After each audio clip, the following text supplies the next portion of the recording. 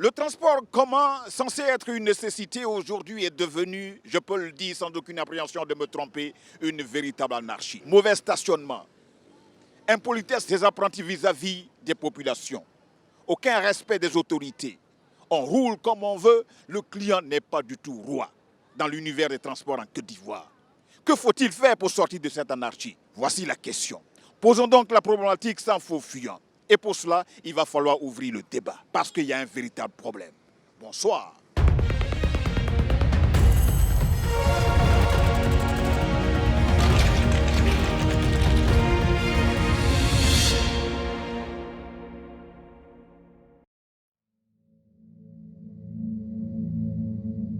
Arrêt de bus Sotra, école de police. À quelques encablures de l'université Félix Houphouët-Boigny, il est 17h. Et à cette heure de pointe, comme d'habitude, l'endroit grouille de monde. Il s'agit pour la plupart d'étudiants ayant terminé les cours et qui veulent regagner leur domicile. Mais ici, la patience est mise à rude épreuve et beaucoup attendent depuis des heures. Bon, en fait, ce qui me agace dans leur affaire du bus là, c'est que souvent tu attends pendant 1 heure de temps et le bus qui vient à ta grande surprise, c'est pas en service. Et là, ça fait plus d'1 heure que j'attends, mais il n'y a pas de bus. Là, je vais aller à la gare Nord, emprunter un bus pour aller à Bobo. Et là aussi, il y a un embouteillage à Makassi aussi qui gêne, ça met du temps. Et le bus aussi ne va pas vite venir. Tu vas attendre à la gare Nord, surtout le 16, qui ne vient jamais vite. C'est pas régulier en fait. Là, il faudrait qu'on arrange tout cela. C'est très fatigant même. C'est pas du tout facile. Tu peux t'asseoir pendant 2 heures du temps, attendre surtout le 16. Et c'est le 08, lui, il est régulier pour ceux qui vont à Kéigua. Mais nous, on va jusqu'à Biabou, Djibi. Ça nous fatigue vraiment. Mais il faudrait qu'on revoie ça. Le temps d'arriver à la maison, tu n'as même plus le temps de bosser. Ça, oui, c'est pareil.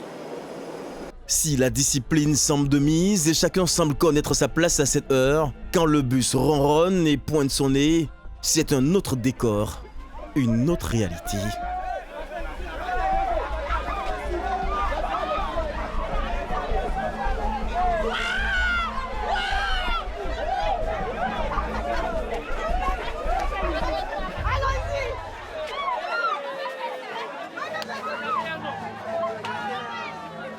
Une réalité qu'ont vécu et que vivent beaucoup d'étudiants et dont les souvenirs restent vivaces dans les mémoires de la plupart.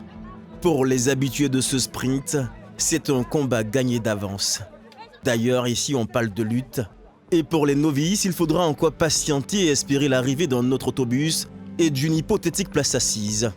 Mais si les étudiants ont beaucoup recours à ce moyen de transport, c'est parce qu'il est le moins coûteux et plus accessible. Avec 3000 francs CFA, ils peuvent se procurer une carte de bus qui leur donne un accès illimité à tous les bus low cost de la Société de transport d'Abidjan. L'État de Côte d'Ivoire finance une grande partie de ce type de transport. Mais les étudiants ne sont pas les seuls à emprunter ce type de transport. De plus en plus de fonctionnaires, de travailleurs, du privé et particulier y ont recours en raison de son coût très bas, 200 francs CFA. Mais les choses ne sont pas toujours comme ce que souhaitent les passagers, comme Bertine.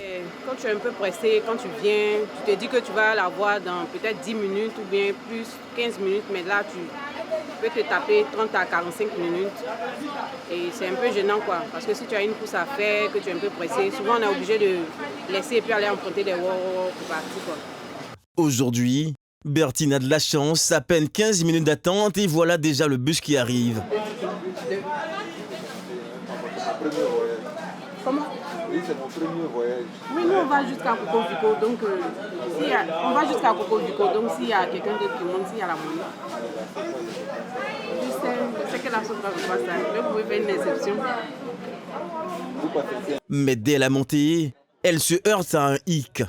Oui, il y a un souci de monnaie, mais qui est déjà réglé parce qu'il y a quelqu'un d'autre qui est monté, qui a la monnaie. Donc il va me faire la monnaie. Mais souvent, si tu n'as pas la monnaie, tu es obligé de descendre pour attendre le prochain. Mais quand tu es pressé aussi, ça te pénalise quoi. La question de monnaie est l'une des plaies qui gangrènent le secteur du transport en Côte d'Ivoire. Et dans le cas de la Sotra, ce genre de situation est légion. Oui, c'est toujours comme ça. Dans le principe de la Sotra, quand le client n'a pas de monnaie, puisqu'on ne garde pas de monnaie à la Sotra, pour éviter les histoires, les querelles entre le conducteur et les clients, donc comme ça, on fait attendre le client ou S'il y a quelqu'un qui vient, qui a la monnaie, on récupère sa monnaie et puis on lui fait la monnaie. Mais la Sotra ne fait jamais de rétention de monnaie. Bien sûr, nous avons des services de navettes où les tickets sont à 500 francs. Donc là-bas, pour quelqu'un qui a 5000 francs, pour un ticket de 500, tu ne peux pas refuser de lui faire la monnaie. Donc là, on lui fait la monnaie. Ça, dans les comment on appelle ça, dans les urbains, les tickets sont à 200 francs. Donc pour quelqu'un qui vient avec 5000 francs, souvent il peut avoir les soucis de monnaie. Mais si on a la monnaie, on lui fait la monnaie. Ça ne pose pas de problème. Le chauffeur peut enfin entamer son voyage à destination du CHU d'Angry. La circulation est fluide, les passagers sont dans un certain confort, mais pour combien de temps?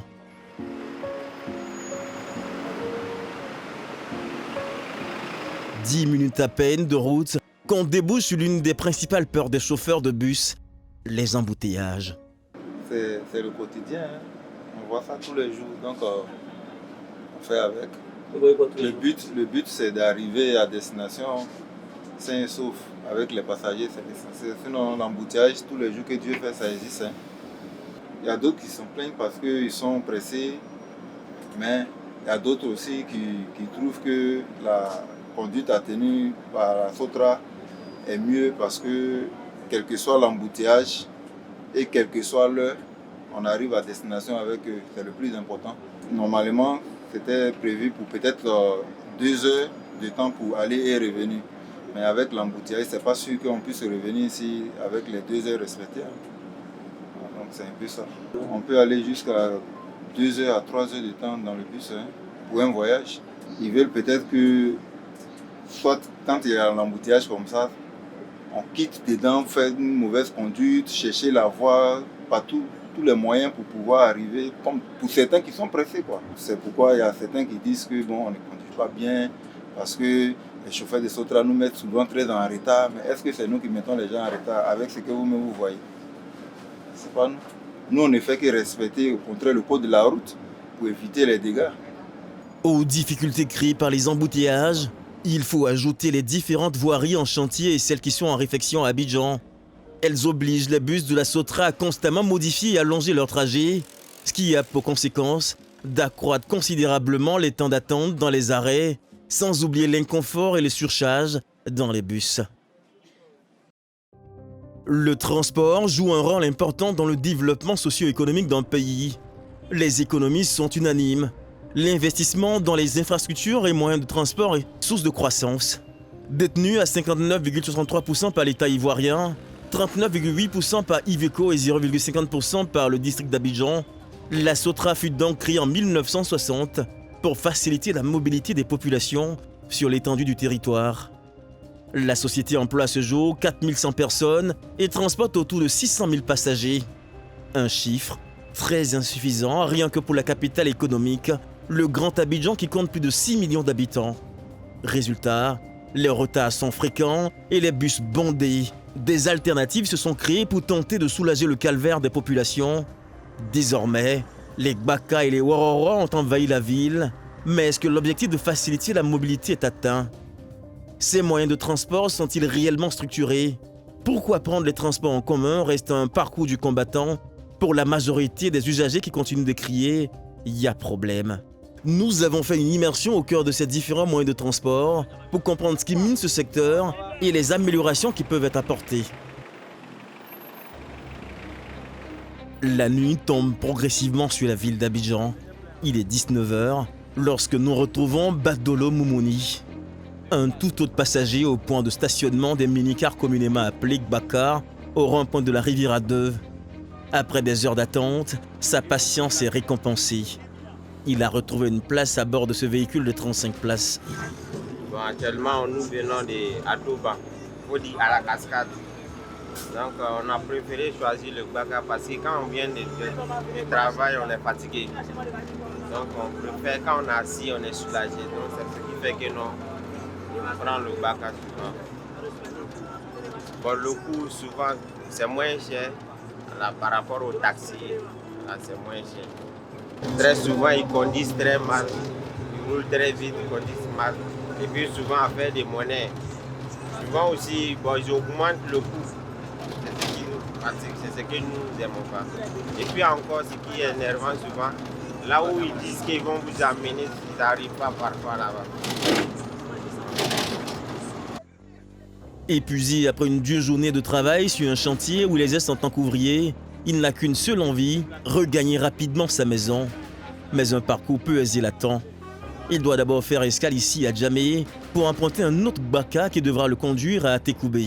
Parfois, quand on finit les chantiers comme cela, on peut prendre Nyango parce qu'on a fini, on sait combien on a eu. Donc pour mieux économiser, on fait nos calculs selon ça. Donc on s'en va emprunter, comme on appelle le Baka. Voilà, avec ça, on peut savoir combien on a eu, combien on va avoir. Maintenant, à la fin du chantier, on peut prendre Nyango. Il faut savoir que Nyango aussi, c'est cher. Mais ici, le coût du transport tangue au rythme des humeurs des chauffeurs et des apprentis Baka. Dans ce marché boussier dont ils sont les seuls maîtres, la tendance est toujours en leur faveur, c'est-à-dire toujours à la hausse.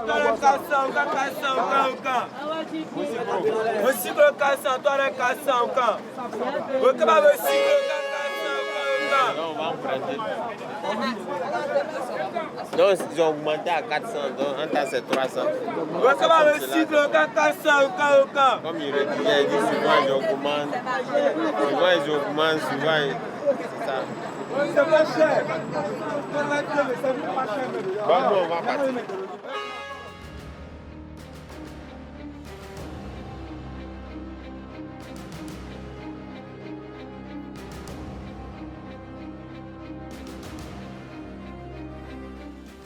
Une injustice que ne peuvent supporter certains passagers, la grogne monte.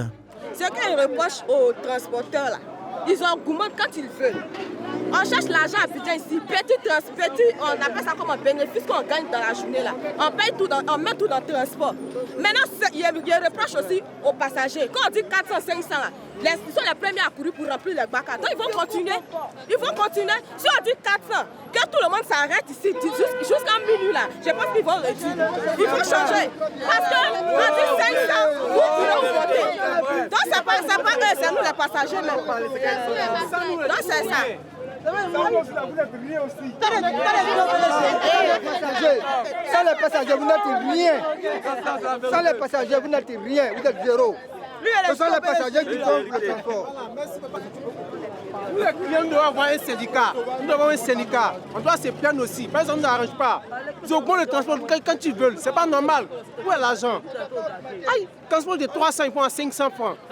Parce qu'ils sont contents, mais parce qu'ils ont vu du monde. Nous sommes fatigués de ça. Mais ces cris de cœur suffiront-ils pour faire plier le chauffeur? Non, évidemment pas. Ces risques ou ces altercations entre passagers et chauffeurs sont plus récurrents dans ce secteur où le désordre semble être le maître mot. Mais pour Moumouni, l'important ce soir est de regagner sa maisonnée, quitte à revoir à la hausse son budget de transport. Selon des chiffres officiels, 42% des Ivoiriens ont recours au Baka comme principal moyen de déplacement à Abidjan. 30% de la population emprunte les Wororo ou les taxis communaux. Vient ensuite les bus de la Sotra, fréquentés par 16% de la population. 7% empruntent les taxis compteurs et enfin 3% les autocars.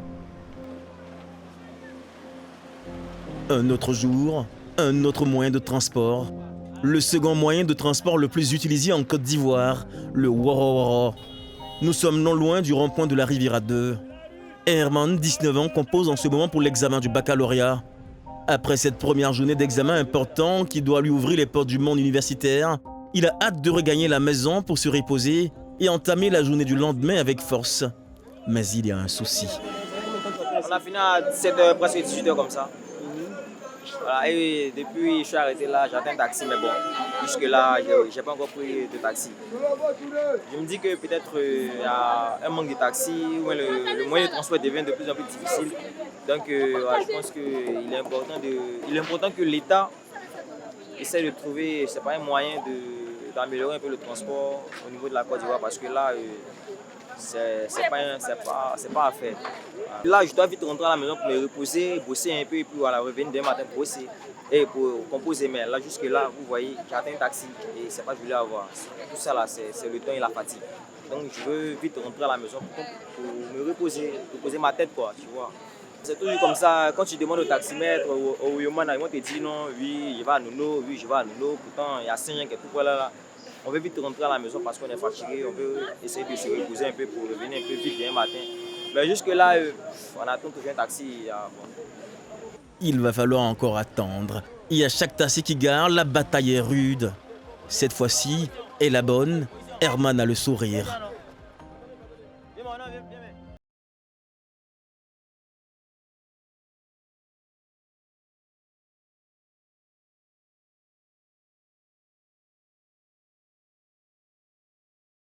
On peut te donner langue pour ça. Ah bon? Oui, bien, tu connais. Donc, à l'heure, ça, c'est rien. Ah là, c'est la langue qui parle au pays. Hein. Le pays devient très dur. Donc, vous voyez, non? Ça a dû te rentrer à la maison. C'est pas normal. J'ai fini à 17h. Ouais, j'ai eu un véhicule. Voilà, depuis 16h, 17h, c'est maintenant que j'ai eu un véhicule. Je vais rentrer à la maison. Bon, je vais voir une fois à la maison, je vais essayer de dormir, essayer de poser un peu ma tête. Et puis, demain matin, revenir composer. Mais je pense que demain, j'espère que ça ne sera pas le cas parce que là, c'est pas ça devient vraiment sérieux le problème de transport en Côte d'Ivoire. On ne peut pas toujours rester là comme ça, finir vite et puis venir attendre jusqu'à 18h pour emprunter pour aller à la maison, c'est pas normal. Voilà, donc c'est tout ce qu'on peut dire hein, parce que là, c'est pas à faire. C'est cher parce que ici, Saint-Jean, déjà, ils vont te dire 300. Souvent, même quand le chauffeur est énervé, ils vont te dire 400, mais 500. Mais tu es serré, tu dois rentrer à la maison, donc tu vas payer 500, ou bien 350 ou bien 400. Sachant que toi-même, à ton argent, c'est calculé. Moi, comme ça, mon âge, il calcule, il sort selon un planning. Donc, quand il vient comme des programmes comme ça, moi, ça ne m'arrange pas. C'est pas normal. Donc, moi, je propose que l'État essaie de convoquer le chef qui est chargé du transport, le ministre du transport, pour voir un peu son niveau.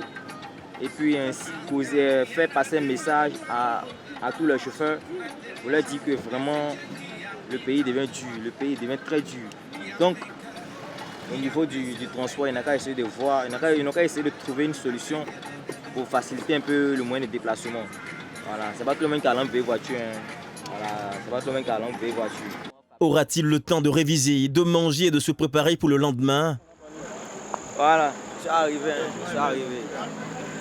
mais franchement, ça n'a pas été facile hein, parce que depuis 17h, je suis arrêté là-bas, j'ai atteint Warren. Et c'est maintenant que j'ai eu un transport. Ouais, c'est maintenant que j'ai eu un transport et puis voilà.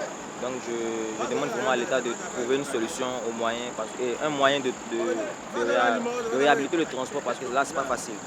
Espérons que le manque de Worowa ne l'éloigne pas de l'obtention de son parchemin.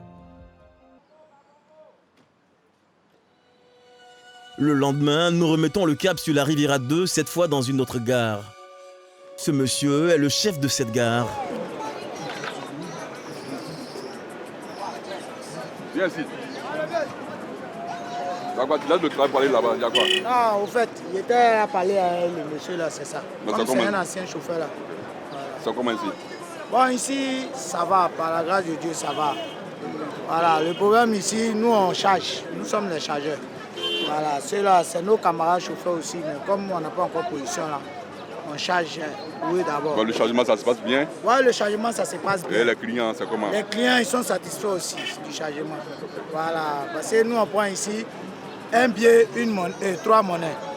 Donc, ça fait que tout le monde s'en sort, il n'y a pas de problème. Voilà, donc c'est comme ça, nous, on fait ici. Il n'y a pas quelqu'un qui se plaint sur ce matin? Non, personne ne se plaint. Okay. Ils sont fans de nos chargements. D'accord. Et tous apprécient ça. D'accord, ok. Et toi, ça va, non? Voilà. C'est mes petits sont là. Ok, mon pote. Du moins, c'est ce qu'il nous fait croire, car à seulement quelques pas de là, une scène montre tout le contraire. Allô, bonjour. Bonjour. Comment? Ça va. Mais à quoi tu poses? Il dit 300. C'est mon petit, ça tu lui fais comprendre beaucoup de choses. C'est l'organisation de la gare, les 300 francs. Ouais. Il croit que c'est le matin. Et donc il y a une situation qui fait que on fait ça le matin. Donc il donne l'argent sans discussion. On va passer à rien? Non, il n'y a rien. Et à Golo? Voici. Labri, tu as fini? Non, tu as fini? Le secteur du transport enregistre beaucoup d'intermédiaires, dont notamment les chargeurs, qui dans certaines gares sont payés à chaque chargement. Bon, quand je viens le matin, je vérifie est-ce que les chargeurs sont en place et s'il n'y a pas eu de problème avec les clients, il n'y a pas de problème avec les chauffeurs aussi. C'est très important. Quand tu viens le matin, il faut te renseigner pour voir si les chargeurs sont là. Parce que c'est les chargeurs qui font monter les clients dans les véhicules. Mais si un chargeur n'est pas là, le travail est gâté. Moi, je veille à ça chaque matin quand il vient. Je veille vraiment à ça. Côté engrais, il y a 3 chargeurs. Il y a un qui monte le matin, qui descend à midi. Il y a un qui monte de midi à 16h et qui monte de 16h à 22h. Côté qu'on appelle communiquement au camp, mais ce n'est pas une caserne en tant que telle, c'est une cité habitée par les corps appuyés, mais on a préféré couper tout au camp. Sinon, le quartier s'appelle Zinsou 3. Voilà. Là-bas, il y a un seul chargeur de 6h jusqu'à 20h. D'autres taxes officieuses s'ajoutent en plus pour les taxis qui doivent payer des frais pour avoir l'autorisation de travailler dans ces gares improvisées. Pour rattraper tous ces frais supplémentaires, les chauffeurs sont obligés souvent d'augmenter le prix du transport. Si cela n'est pas du goût des usagers des transports en commun, ce qui les irrite le plus, ce sont ces rangs interminables, le temps d'attente. Face à tous ces problèmes liés à la mobilité des populations par voie terrestre dans le Grand Abidjan, l'alternative semble être l'exploitation du plan d'eau lagunaire. En moyenne, 100 000 passagers sont transportés sur la lagune par mois. En Côte d'Ivoire, pendant longtemps, c'est la Sotra qui a eu le monopole de ce secteur, soutenu par quelques bateaux pinasses. Mais depuis quelques années, de nouveaux acteurs ont fait leur entrée sur le marché. Il s'agit notamment d'Aqualine et STL.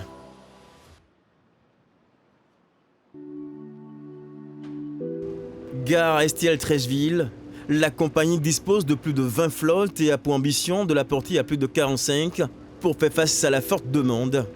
Beaucoup ont fini par s'accommoder de ce mode de transport, jugé rapide et sécurisé. C'est le cas de ce jeune animateur. J'utilise ce moyen de transport parce que c'est le plus facile pour moi et le plus sécurisé. J'habite à Yopougon. Là, j'ai aménagé justement au quartier Akbayati. Donc pour moi, c'est non seulement pas coûteux, et puis en 15 minutes, je suis déjà à mon lieu de travail. Et du coup, pour d'autres personnes qui ont l'habitude de se réveiller à 5 h ou à 4 h, moi je me réveille à 6 h et je suis au travail avant 8 h, tout simplement. Pour les responsables de la société de transport lagunaire STL, le transport lagunaire représente l'avenir. Le besoin est réel. On perçoit ça tous les jours. Le besoin est réel. Et c'est d'autant plus réel que ça nous met beaucoup de pression pour pouvoir transporter toute la population.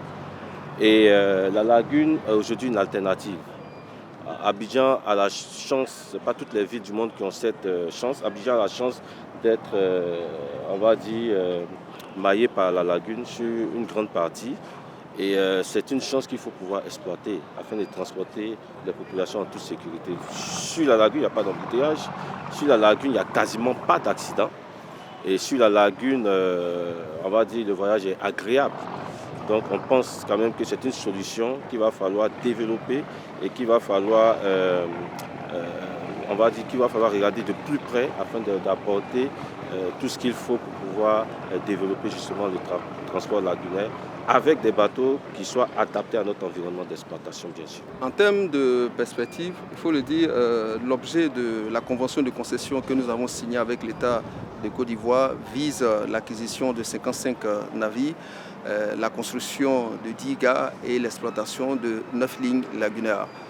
Nous avons actuellement 20 bateaux qui sont déjà acquis. Voilà, l'objectif est à l'horizon 2024 d'atteindre les 55 navires et de mailler la lagune abidjanaise par la mise en exploitation de ces 55 navires-là pour l'exploitation de 9 lignes lagunaires.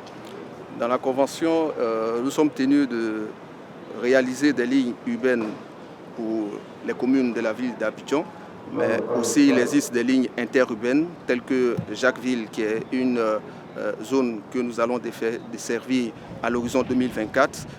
La desserte aussi d'Assini aussi sera mise en exploitation aussi à cette même période. Le gouvernement ivoirien, afin d'aider à fluidifier la mobilité urbaine des populations, entend donc booster le transport urbain de masse à Abidjan grâce à l'arrivée du métro et du tramway. Mais en attendant, tous les usagers crient « il y a problème ».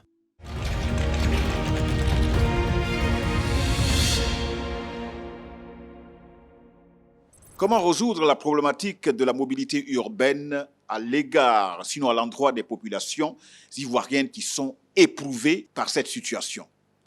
Monsieur Adama Traoré, vous êtes délégué du Haut Conseil du patronat des transporteurs routiers de Côte d'Ivoire. Alors, à ce titre, vous avez quand même un début de solution par rapport à ce dont je parlais tantôt. Évidemment, on essaie d'y réfléchir tous. On sait qu'il y a un problème. Ça ne dépend pas seulement que des transporteurs. Ça dépend de qui alors? Ça dépend de l'ensemble de la Côte d'Ivoire, c'est-à-dire des autorités.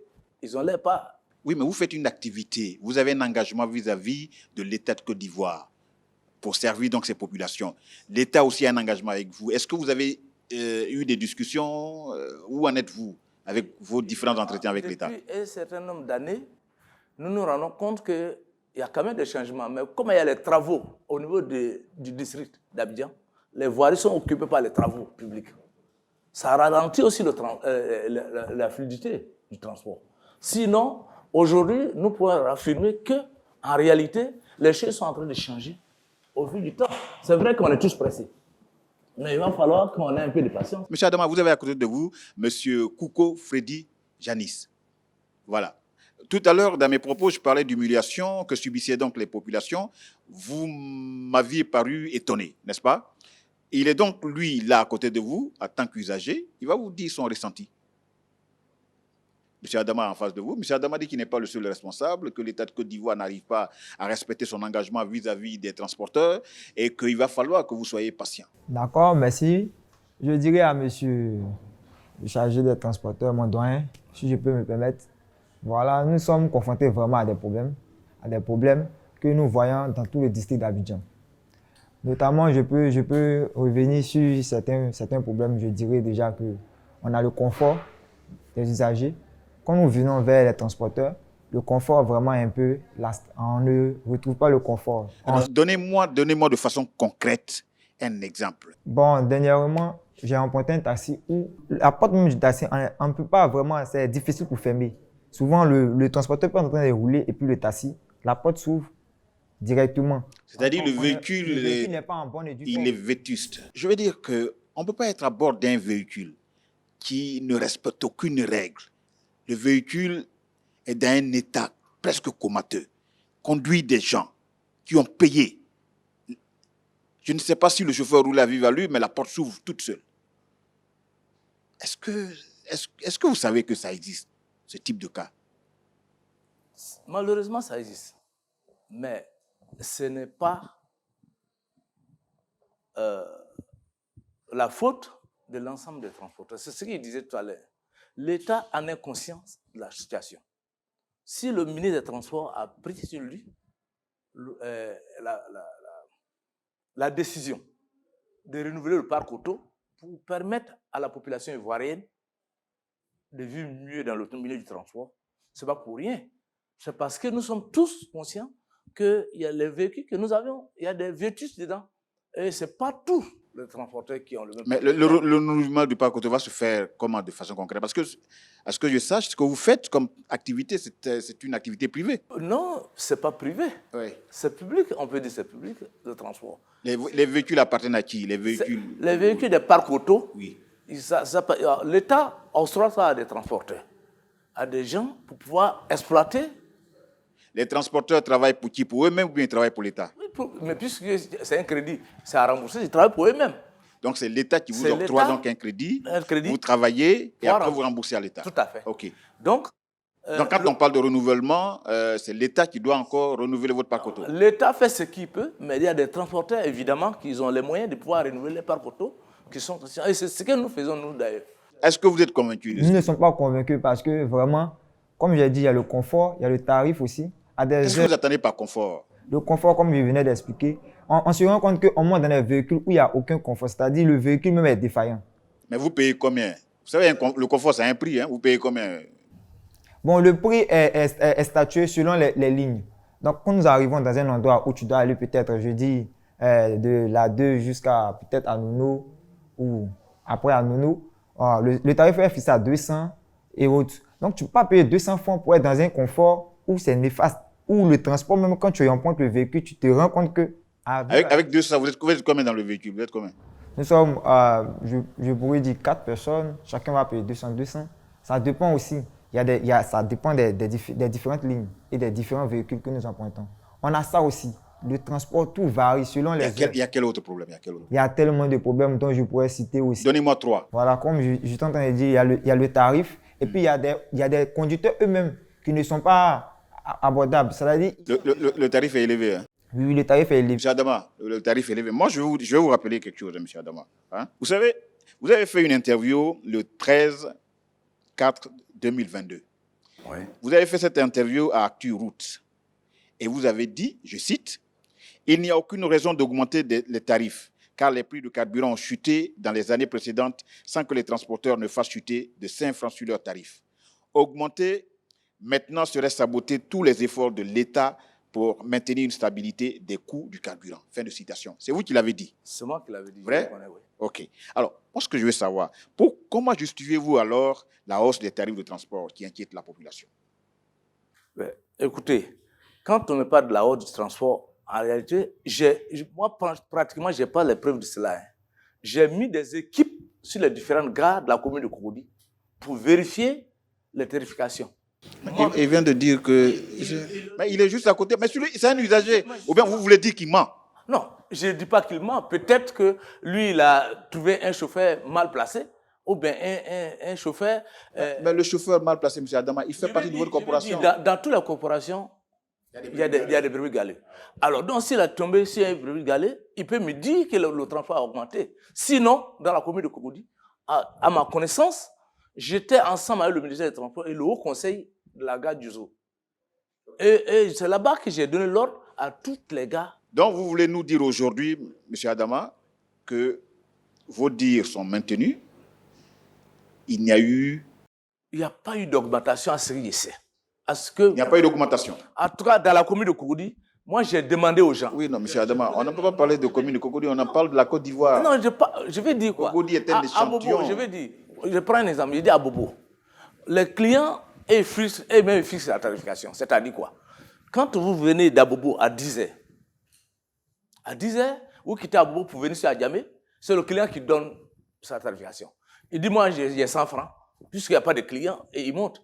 Donc, du coup, il n'y a pas de règles pour fixer les prix. Ce sont les populations d'Abobo qui, eux, ils payent 100 francs. Eux, ils déclarent qu'ils vont payer. C'est comme ça, généralement, dans tout le district d'Abidjan.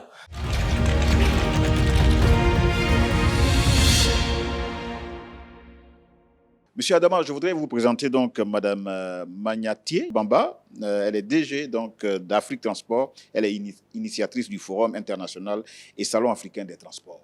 Dites-moi, vous en tant que personne, en tant qu'une dame qui utilise de temps en temps le transport, est-ce que vous pouvez me dire aujourd'hui quel est votre ressenti par rapport à tout ce qui se passe? Êtes-vous satisfaite? Alors, au niveau des transports, moi, j'ai la chance d'être dans ce secteur depuis les années 2006. Voilà. Et donc, j'ai pu voir l'évolution des choses. 2006, c'est l'année où je découvre les transports. Avec toutes ces difficultés, je découvre un secteur des transports qui est à la limite totalement sinistré. Mais il faut reconnaître, et je suis un témoin privilégié, que les choses vont de mieux en mieux. En 2006, quand je faisais mon entrée dans le secteur des transports, c'était des bagarres, ça a été dit, dans les gares routières, quelquefois à la machette. C'était des syndicats qui étaient peut-être même un peu, pour certains, qui étaient armés. C'est des choses aujourd'hui que nous ne voyons pas. C'était des infrastructures routières totalement hors d'état. Donc, accident de la route qui était vraiment à un niveau très grave. Nous avons aussi les problèmes de capital humain. Ça, ce n'est pas que sur le transport routier, le capital humain, la formation des acteurs sur l'ensemble du secteur, qui aujourd'hui est en train d'être résolu avec les centres, notamment au niveau du transport maritime. Nous avons une... Quels sont ceux qui ont droit à ces formations? Ce sont des chauffeurs? C'est qui? Sur la question des chauffeurs, nous avons pu assister il y a quelques années à la mise en place de certains partenariats. Non seulement avec les chauffeurs de Côte d'Ivoire et des autorités à l'extérieur du pays, notamment je peux citer l'exemple du Royaume du Maroc qui a pu accompagner le Haut Conseil par des séances de formation et nous sommes même en train de reprendre le programme parce qu'à l'origine on avait participé à ça. Mais il faut dire que le Haut Conseil lui-même, depuis quelques années, il organise des séminaires de formation. Monsieur Adama, ça veut dire quoi même? Nyambro, ça veut dire quoi? Nyambro, ça veut dire en malinké, aide-moi la mère. Donc, Anjoula, je vous explique. Et donc, le Niabro, le vrai nom, c'est ça. Le Niabro, c'est ça. Oh, maintenant, ces jeunes-là, quand ils viennent, ils sont là. C'est les conducteurs qui les installent là. Vous comprenez pourquoi ils ne savent pas. C'est un phénomène qui est difficile à éradiquer. Pourquoi? Le conducteur, il a 3 apprentis ou 4. Et quand il monte le matin, celui qui balance sur le camion que vous appelez l'apprenti, quand il arrive à un lieu où les habitants, où la population sortent, il est situé, il sait que là, il y a beaucoup de population. Donc toi, le chauffeur, pour éviter que à ton tour de camion, tu ne charges pas tôt, tu ne charges pas vite, pour avoir plus de clients, tu maintiens celui-là dans la zone, même si tu le remplaces. C'est-à-dire, l'autre descend, l'autre monte. Et celui qui reste là, il devient un Niabro. C'est-à-dire, aide-le parce que lui, il est là pour t'aider. Je comprends mieux, mais allons maintenant à l'intérieur même du moyen de transport. Ça peut être le taxi, ça peut être le Baka. Oui, c'est ça. Prenons le cas du Baka. Les clients sinon le taxi. Voilà, sont à bord du Baka. Il y a toujours des problèmes de monnaie. Et puis après, les discussions sont tendues. Est-ce qu'on est obligé de mal parler aux clients, les pauvres clients qui montent à bord du Baka? Pourquoi? Évidemment, c'est un sujet, c'est des faits, c'est réel. Mais tout à l'heure, je vous dis, dans toutes les structures, il y a des brebis galeux. Je reviens dessus parce que... Adama, vous n'allez pas chaque fois me dire il y a des... Madame dit tout à l'heure qu'il faut une formation approfondie. Nous sommes tous d'accord. Vous allez faire ça quand? Vous allez faire ça quand? Quand nous-mêmes, nous sommes en train de le faire déjà. Mais comme vous ne voyez pas d'abord, c'est comme l'autre disait, la poule, elle transpire, mais à cause de ses plumes, on ne va pas s'assurer. Nous sommes en train de travailler dessus.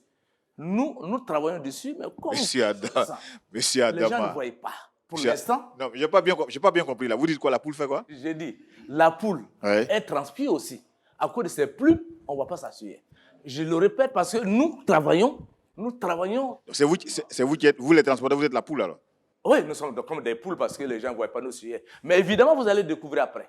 Parce que c'est un travail qui se fait à long à l'aide. Parce que... Monsieur Adama, vivement que les populations ivoiriennes puissent voir vos cieux à cause de vos plumes. Voilà. Enlevez les plumes, s'il vous plaît. Non, nous-mêmes sommes prêts à aller enlever les plumes. Mais vivement que la population nous donne un petit temps. Parce que nous sommes là pour eux. Sans la population, il n'y a pas de transport. D'accord. Donc, nous sommes conscients de cela. Alors cette caméra est choisie, M. Adama. Alors, regardez cette caméra et puis parlez à la population. Chers parents ivoiriens, soyez-en sûrs que l'État et le Haut Conseil, dans son organisation, pensent à vous. Et que, tôt ou tard, tout va s'être réglé. Mais soyez un peu patients. Nous sommes avec vous. Sans vous, nous ne sommes pas là. Il n'y a pas de raison que vous doutez de nous. Nous travaillons pour vous et nous sommes sûrs que nous allons y arriver. Je vous remercie. Barambaba, quel sera le prochain acte par rapport à votre forum concernant donc cette problématique du transport en Côte d'Ivoire? Alors, le prochain acte, c'est bien sûr, comme par hasard, hein, c'est un point que nous avons mis à l'ordre du jour du panel. Et donc, il y avait un panel sur le capital humain fait de lance des politiques de transport. Parce qu'effectivement, la machine, nous avons du matériel roulant ou des avions ou des bateaux aujourd'hui qui sont à la pointe de la technologie. Mais sans le capital humain, donc le personnel qui prend en charge de façon qualitative tous ces modes de transport, rien ne va. La preuve en est qu'on en parle aujourd'hui. Donc, c'est une thématique qui a été abordée. Et puis, on a aussi vu cette question-là sous l'angle routier, bien sûr, avec l'ensemble des participants, mais sous l'angle des nouveaux métiers. Nous parlons de métro qui doit arriver, tout ça, mais il ne faudrait pas qu'on se réveille un jour et puis on se dit, mais le métro est là, qui est-ce qui le conduit? Est-ce qu'on a des mécaniciens, etc., etc. Donc, anticiper, en fait, sur l'ensemble de cette thématique-là. Donc, moi, je suis satisfaite que cette question de capital humain soit abordée aujourd'hui. Et la prochaine étape pour nous, c'est vraiment de renforcer les relations, notamment avec le Haut Conseil du patronat des entreprises de transport routier en Côte d'Ivoire. Nous prévoyons, j'ai parlé avec le directeur Diaby, il y a 2 jours à peine, de pouvoir justement monter en puissance sur la question de la formation qu'on avait abordée avec les Marocains qui sont en partenariat avec nous depuis la 4e édition du forum. Chers tous, avant de conclure, je voudrais infiniment vous dire merci. Au nom de l'équipe de production de ce magazine, Il y a problème, qui s'est invité doucement, M. Roman, chez vous, vous en avez fait votre priorité. Aujourd'hui, je ne dirais pas que je suis malheureux de vous dire que c'est le dernier numéro de la première saison, mais je voudrais simplement vous dire Au risque de me répéter, merci. Car vos critiques et vos suggestions nous ont été très utiles. Aujourd'hui, nous avons décidé de parler donc du transport. Car le transport commun est une nécessité. Malheureusement, son inorganisation gêne la circulation et crée parfois des accidents. Que faut-il faire? Nous avons tenté, tout au long de ce petit débat, de trouver quelques pistes de solutions. Mais le débat reste ouvert. On se retrouve dimanche prochain pour faire donc le bilan de tout ce que nous avons produit jusque-là, tous les problèmes que nous avons mis sur la place publique. Est-ce que des solutions y ont été trouvées? Rendez-vous pour le final, le dimanche prochain. À bientôt.